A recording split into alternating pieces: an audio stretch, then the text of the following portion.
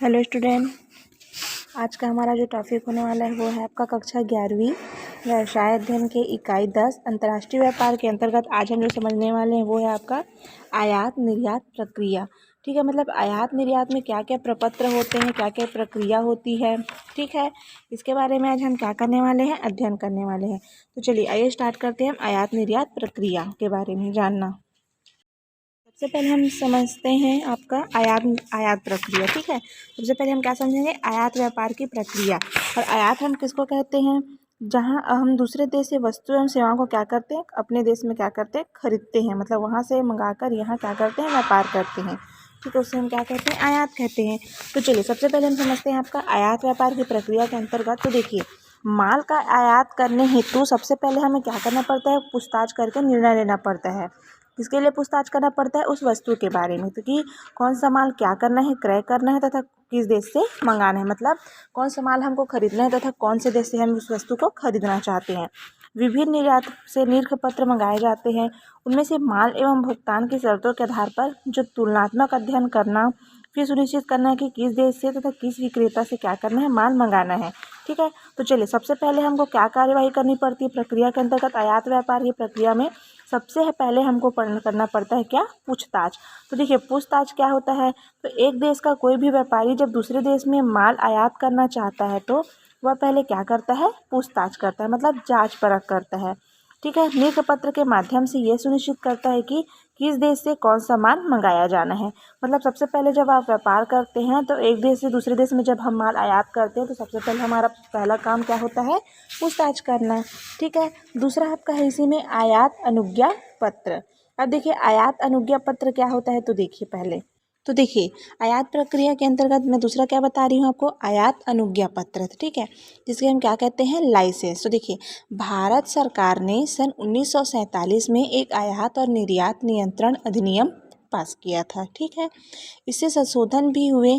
इसमें यह भी तय किया गया था कि दूसरे देश से माल मंगाने हेतु दो प्रकार का लाइसेंस दिए जाएंगे। कौन कौन से लाइसेंस है, एक तो होता है पहला आपका सामान्य, दूसरा होता है आपका प्रतिबंधित अनुज्ञा पत्र। ठीक है, तो देखिए सामान्य लाइसेंस क्या होता है, तो जिन वस्तुओं के आयात पर कोई प्रतिबंध नहीं है ऐसी वस्तुओं को सामान्य अनुज्ञा पत्र की सूची में रखा जाएगा। मतलब कुछ कुछ ऐसी वस्तु होती है जो क्या होती है, जिसमें किसी प्रकार का कोई प्रतिबंध नहीं लगाया जाता, किसके द्वारा, सरकार के द्वारा। उसे किसके अंदर कौन सा लाइसेंस प्राप्त होगा, सामान्य अनुज्ञा पत्र। और दूसरा बताया जाया गया था इसी में प्रतिबंधित अनुज्ञा पत्र। तो देखिए जिन वस्तुओं के आयात पर क्या है, प्रतिबंध है, ऐसी वस्तु के आयात के लिए किन्हीं विशेष शर्तों पर विशेष परिस्थितियों में प्रतिबंधित अनुज्ञा पत्र दिए जाएंगे। मतलब जो क्या है, बहुत ही इम्पोर्टेंट, मतलब जिसमें क्या है, प्रतिबंधित है लेकिन वो क्या है, जरूरी भी है, ऐसी वस्तुओं पर क्या करेंगे वो, कौन सा लाइसेंस देंगे, वो प्रतिबंधित अनुज्ञा पत्र देंगे। ठीक, तो दूसरा क्या समझा हमने, आयात अनुज्ञा पत्र। तीसरा समझते हैं अब आपका क्या है, विदेशी मुद्रा प्राप्त करना। तो देखिए जब हम आयात करते हैं तो वस्तु आयात करने की अनुमति प्राप्त हो जाने के बाद जो आयातक होते हैं विदेशी मुद्रा का क्या करता है, प्रबंध करता है। क्यों करता है, क्योंकि भारत में विदेशी मुद्रा प्रदान करने का अधिकार सिर्फ देश के कौन से बैंक में है, केंद्रीय बैंक, अर्थात कौन सा बैंक होता है आपका, रिजर्व बैंक ऑफ, केवल और केवल रिजर्व बैंक ऑफ इंडिया को है। क्योंकि द्वितीय महायुद्ध में के पूर्व विदेशी मुद्रा का क्रय किसी भी बैंक से किया जा सकता था, लेकिन अब ये स्थिति अब नहीं है, क्योंकि अब यह कार्य रिजर्व बैंक ऑफ इंडिया करता है। माल को जो आयात करने की अनुमति पत्र, जो लाइसेंस, उसका क्या होता है, मेन आधार होता है। इसके नाम से हमको आयात करने के लिए पहले सबसे पहले किसका इंतजाम करना पड़ता है, विदेशी मुद्रा का इंतजाम करना पड़ता है। ठीक है, चौथा है आपका इंडेट भेजना। अब इंडेट को आप हिंदी में बोल सकते हैं मांग पत्र। ठीक है, इंडेट को हम क्या कह सकते हैं, मांग पत्र कह सकते हैं। तो देखिए माल आयात, अब अनुमति और विदेशी मुद्रा के प्रबंध के पश्चात देखिए हमको अनुमति भी मिल गई, हमको विदेशी मुद्रा की प्राप्ति भी हो गई, मतलब उसका हमने प्रतिबंध कर लिया। अब उसके बाद हमको क्या, हमारा नेक्स्ट कार्यवाही क्या होता है उसमें देखिए, तो मांग, मतलब आयातक व्यापारी को क्या करता है, मांग पत्र भेजता है और उसे विदेश में स्थित निर्यात प्रतिनिधि के पास क्या कर देता है, क्या किया जाता है, भेज दिया जाता है। साथ ही साथ माल मंगाने का आदेश पत्र होता है, अतः उसे अत्यंत सावधानी से तैयार किया जाता है, जिससे वस्तु की मात्रा, उसके मूल्य में, वस्तु के संबंध में अन्य विवरण, उन्हें विदेश के किस किस फर्म में व्यापारी से लेना है आदि सभी बातों का उसमें क्या रहता है, उल्लेख रहता है। ठीक, चौथा प्रक्रिया ये हो गया। अब आयात प्रक्रिया के अंतर्गत ये हमारा पांचवा कार्य क्या होता है, इनडेट प्राप्ति की सूचना देना, मतलब मांग प्राप्ति की सूचना देना। तो देखिए, जब निर्यात अभिकर्ता इनडेट प्राप्ति की जानकारी एवं आदेशानुसार कार्य करने की स्वीकृति किसको भेजेगा, आयातक को भेजेगा। मतलब जब उसको मांग पत्र मिल गया, मांग पत्र मिलने के बाद उसका जो निर्यातक रहता है उसका कार्य क्या रहता है, जो आयातक होता है उसके पास क्या करना, जानकारी भेजना कि आपके द्वारा भेजा गया पत्र जो आपका मांग पत्र है हम तक पहुंच गया है। इसकी जानकारी किसको भेजना, सामने वाले निर्यातक के पास भेजना। ठीक है। अब नेक्स्ट इसका कार्य होता है किसका, निर्यातक माल भेजने की कार्यवाही किस प्रकार से करता है। तो देखिए इसको समझते हैं अब हम। देखिए नेक्स्ट पॉइंट है, निर्यातक द्वारा माल भेजने की कार्यवाही किस प्रकार की जाती है। तो देखिए, जब निर्यात अभिकर्ता विभिन्न निर्माताओं से माल का क्या करता है, एकत्रीकरण करता है, मतलब इकट्ठा करता है और इस बात का जांच करता है कि वस्तु आदेशानुसार है कि नहीं। तो देखिए, इंडेट में दिए गए निर्देश के अनुसार वस्तुओं का क्या किया जाता है, पैकिंग किया जाता है। और जो आदेश एवं आदेश में पैकिंग के संबंध में कोई लेख नहीं है तब प्रचलित पैकिंग विधि का पालन किया जाता है। ठीक है। जैसे संवेष्टित कर ऊपर में पाने वाले और भेजने वाले का नाम लिखा जाता है तथा सावधानी के संबंध में भी वाक्य लिख दिए जाते हैं। जैसे आपको एक उदाहरण के तौर पे समझाया जा रहा है, जैसे कांच का सामान है तो सावधानी बरतिए, अत्यंत ज्वलनशील है आग से दूर रखिए, है ना, आदि ऐसी बातों का क्या रहता है, उस पैकेट में उल्लेख रहता है। ठीक, मतलब बॉक्स के ऊपर पाने वाले भेजने वाले के नाम के साथ साथ उसका ट्रेडमार्क चिन्ह जैसे अनिवार्य रूप से अंकित किया जाता है। यदि व्यापार का कोई ट्रेडमार्क नहीं है तब अभिकर्ता स्वयं वाणिज्यिक चिन्ह बनाएगा। जैसे माल मांगने वाला बिलासपुर का, जैसे एक उदाहरण के तौर पे हम छत्तीसगढ़ में रह रहे हैं तो छत्तीसगढ़ के बिलासपुर जिला के अंतर्गत मैं आपको एक उदाहरण बताती हूँ कि बिलासपुर का जैसे एक स्टोर का नाम क्या है, जगन लाल मगन लाल क्या है, एक स्टोर का नाम है जगन लाल मगन लाल, दो भाई हैं। और जैसे मतलब जे का क्या ले लिया, जगन लाल से जे ले लिया, मगन लाल से एम ले लिया, मतलब ये उनका क्या हो गया, व्यापार का चिन्ह हो गया। तो वाणिज्यिक चिन्ह वो क्या बनाते हैं, JM बिलासपुर लिख देते हैं। ठीक है। इस वाणिज्यिक चिन्ह का उल्लेख बीजक में किया जाएगा। ठीक है। साथ ही साथ अब इसमें साथ ही साथ उसमें देखो जो वस्तु को भेजा जाता है उसका बीमा भी करा दिया जाता है। ठीक है। बीजक तैयार किया जाता है। ठीक है। बैंक के माध्यम से आयातक देश के बैंक के पास उसको क्या करता है, भेजता है। मतलब ये क्या हो गया, उसका नेक्स्ट कार्यवाही हो गया। अब आपका आगे का कार्यवाही होता है इसमें आयात प्रक्रिया के अंतर्गत ही सातवां आपका जहाजी कागज पत्रों की प्राप्ति करना। तो देखिए वो क्या होता है, आइए मैं आपको समझाती हूँ। जब जो आयातक होता है जहाजी कागज पत्रों को क्या करता है, निर्यात अभिकर्ता से प्राप्त करता है और उसे यह जानकारी हो जाती है कि माल किस जहाज द्वारा और किस अधिकार पत्र द्वारा किस बैंक के माध्यम से भेजे गए हैं। तो यदि अधिकार पत्र के साथ DP बिल आया है तब वह बिल का भुगतान करेगा। ठीक है। नेक्स्ट उसका कार्यवाही ये हो गया। अब आगे का कार्यवाही उसका क्या होता है, तो निकासी प्रतिबंधी की नियुक्ति करना। अब निकासी क्या होता है, मतलब एजेंट के क्या करना है, उसको नियुक्त करना है। तो देखिए क्या बोला जा रहा है इसमें, तो आयात करने वाला व्यापारी अपने देश के जो बंदरगाह पर स्थित किसी क्या करता है, किसी एजेंट का, मतलब जो उसका क्या कर सकता है और रख रखाव कर सकता है, ऐसे एजेंट का क्या करता है, वो नियुक्त करेगा और समस्त कागजात उसके पास क्या करता है, वो भेज देता है। ठीक है। अब उसके द्वारा माल प्राप्त करेगा और आयात कर भुगतान भी करेगा।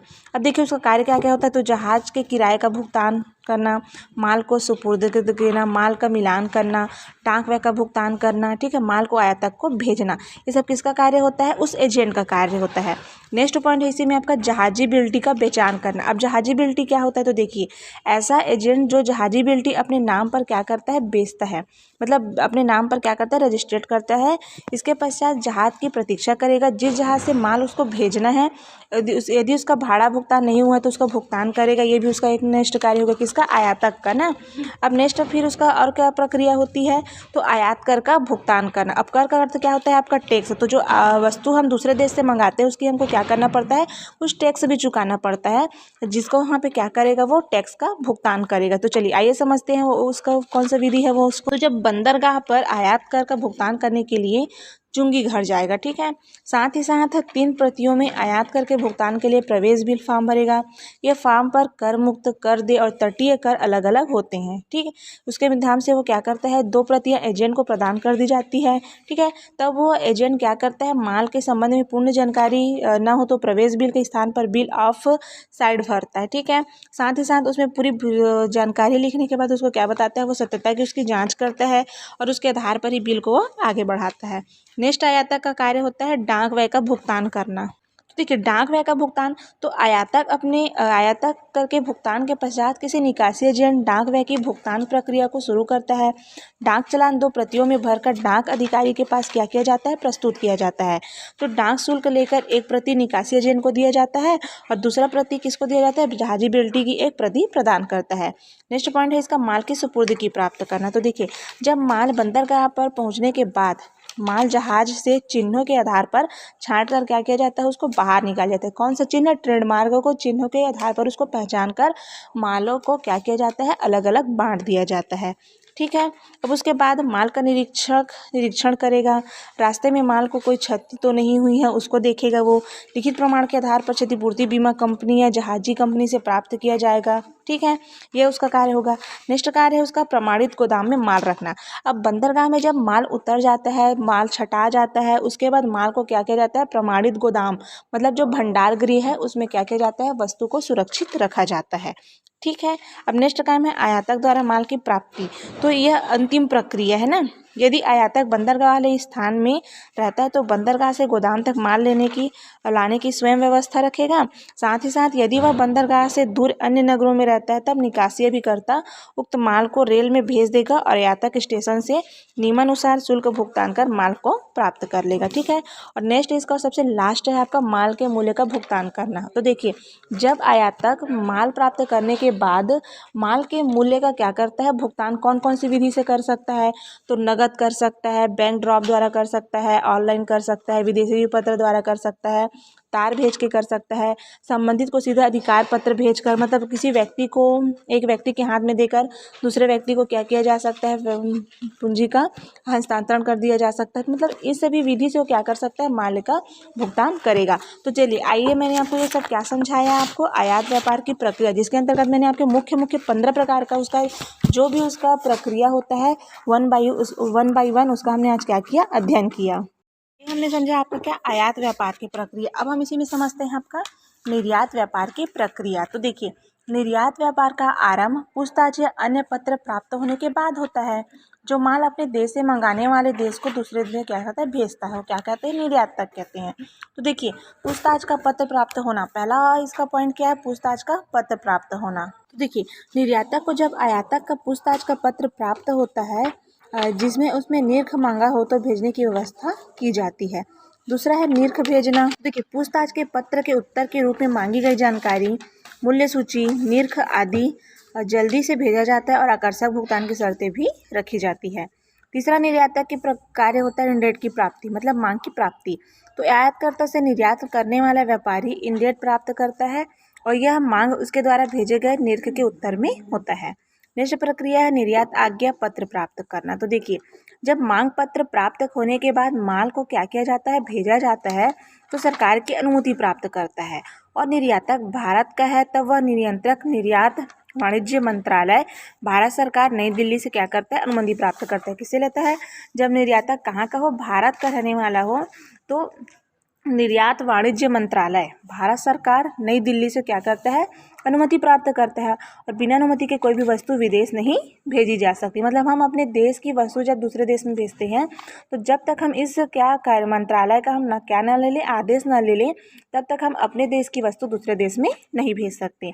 नेक्स्ट हमारा कार्य होता है इंडेट की स्वीकृति निर्यातक का। ठीक है। तो देखिए जब वस्तु निर्यात का अनुज्ञा पत्र प्राप्त हो जाने के बाद आयातक को मांग प्राप्ति की सूचना भेजी जाती है और जब आयातक को यह जानकारी हो जाती है कि आदेशित वस्तु को भेजने की कार्यवाही की जा रही है, ठीक है, तो उसको क्या करता है, स्वीकृति प्रदान करता है। नेक्स्ट है माल का एकत्रीकरण करना। तो इंडेट के अनुसार माल का एकत्रीकरण करता है। यदि माल उसके स्कंध में ना हो तो संबंधित निर्माताओं से प्राप्त करता है। माल को आदेश के अनुसार हो, इस पर विशेष ध्यान दिया जाता है। ठीक। नेक्स्ट इनकी प्रक्रिया होती है माल का संवेष्टन। संवेष्टन का अर्थ मैं हमेशा आपको बताती आई हूँ, संवेष्टन का अर्थ होता है आपका पैकिंग करना। ठीक है। तो देखिए माल में अंकित निर्देश या प्रचलित विधियों के अनुसार माल का क्या किया जाता है, पैकिंग किया जाता है। उस पर पानी में भेजने वाले का नाम, सावधानी संबंधित वाक्य लिखे जाते हैं। साथ ही साथ पैकिंग में व्यापारिक चिन्ह अंकित करना आवश्यक हो जाता है। ठीक है, क्योंकि बंदरगाह के कर्मचारी एवं श्रमिक इसी के अनुसार विभिन्न निर्यातक के माल को जहाज में अलग अलग स्थान पे क्या रखते हैं, सुरक्षित रखते हैं। किसके अनुसार से? उनके ट्रेडमार्क को देखते हुए, व्यापार के चिन्हों को देखते हुए माल को क्या किया जाता है, अलग अलग गोदाम में उसको सुरक्षित रखा जाता है। नेक्स्ट पॉइंट है इसमें प्रेषक प्रतिनिधि की नियुक्ति।